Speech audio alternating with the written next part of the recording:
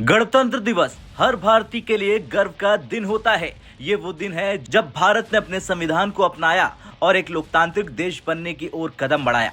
इस खास मौके पर चीन की ओर से बड़ा बयान आया। चीनी दूतावास ने भारत के नागरिकों को गणतंत्र दिवस की शुभकामनाएं देकर एक सकारात्मक संकेत दिया। दरअसल भारत और चीन दोनों एशिया की प्रमुख ताकतें हैं। इतिहास में इनका रिश्ता कभी मधुर रहा तो कभी तनावपूर्ण। ऐसे में गणतंत्र दिवस की बधाई एक नई शुरुआत का संकेत देती है। चीनी दूतावास का ये संदेश न सिर्फ एक औपचारिकता है बल्कि ये दोनों देशों के बीच बेहतर संबंधों की संभावनाओं का संकेत भी देता है। चीनी दूतावास का ये कदम दिखाता है कि भले ही भारत और चीन के बीच कई विवाद और तनावपूर्ण घटनाएं हो रही हो, फिर भी कूटनीतिक संबंधों को मजबूत करने का प्रयास जारी है। वैसे भारत और चीन की सभ्यताओं का इतिहास हजारों साल पुराना है। प्राचीन समय में दोनों देशों के बीच व्यापार और सांस्कृतिक आदान प्रदान हुआ करता था। सिल्क रूट के जरिए भारत से बौद्ध धर्म चीन पहुंचा और चीन से रेशम और चीनी कला भारत आई। लेकिन 1962 के युद्ध और सीमा विवादों के कारण दोनों देशों के संबंधों में दरार आ गई। इसके बावजूद कूटनीतिक स्तर पर बातचीत और व्यापारिक साझेदारी ने संबंधों को कई बार फिर से पटरी पर लाने की कोशिश की है। हाल के वर्षों में भारत और चीन के बीच तनावपूर्ण घटनाएं हुई, जैसे डोकलाम विवाद और गलवान घाटी की झड़प। लेकिन ऐसे तनावपूर्ण समय में भी दोनों देश कूटनीति के जरिए समस्याओं को हल करने की कोशिश करते रहे हैं।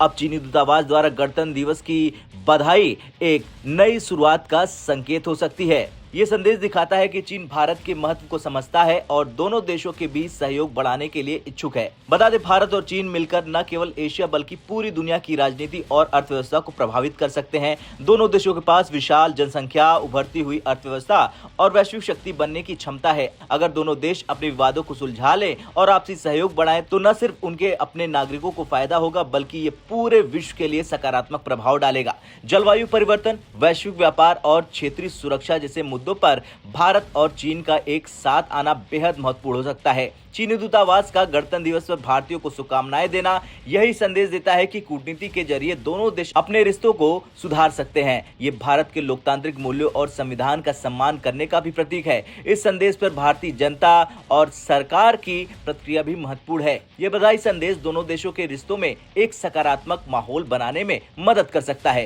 हालांकि चीन के इस कदम को सिर्फ एक औपचारिकता के रूप में नहीं देखा जाना चाहिए बल्कि इसे रिश्ते सुधारने के एक पहल के रूप में भी स्वीकार करना चाहिए। खैर, चीनी दूतावास द्वारा गणतंत्र दिवस की बधाई देने का ये कदम दिखाता है कि रिश्तों को सुधारने के लिए छोटी छोटी पहलों का भी महत्व बड़ा हो जाता है। भारत और चीन के बीच अगर विश्वास और सहयोग बढ़ता है तो ये एशिया और दुनिया दोनों के लिए एक नई दिशा तय कर सकती है। अब आपको क्या लगता है, क्या गणतंत्र दिवस पर चीन का ये संदेश एक सकारात्मक संदेश है या फिर इस संदेश के पीछे दाल में जरूर कुछ काला है? कमेंट कर जरूर बताएं। ब्यूरो रिपोर्ट, भारत तक।